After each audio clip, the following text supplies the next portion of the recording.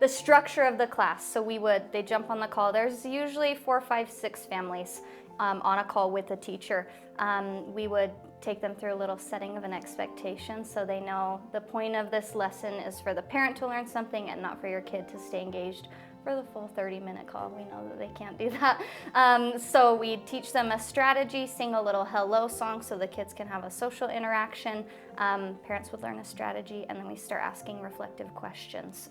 What's your kid liking about this book? Hey, Johnny and Jason, unmute and tell me what's your kiddo interested while you're looking at this page. Just trying to get that one-on-one of how can you use this strategy, even though we're looking at a couple different examples of what a kid might be interested in.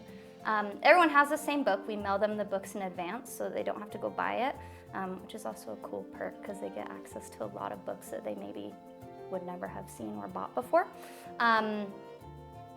Strategy learning, reflective questioning, we sing a goodbye song, and then just make sure that families have a good plan when they leave the call, because it's a parent coaching service. If they don't have a plan, then the therapy's not complete, so make sure that they have a plan before they go for the rest of the week.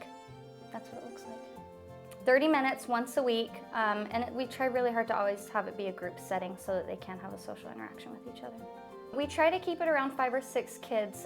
If we go much more than that, not only do we not have enough books, but we usually can't get enough parent reflective questioning going back and forth. So we want every parent to unmute at least 2 times so that they can have some way of going back and forth with the teacher to make it individualized. And then we know that parents learn from each other on the call. Like if one parent has an idea, sometimes I will have another parent say, I'd never thought about, I'm so glad you said that out loud, so that they can have some of that kind of banter.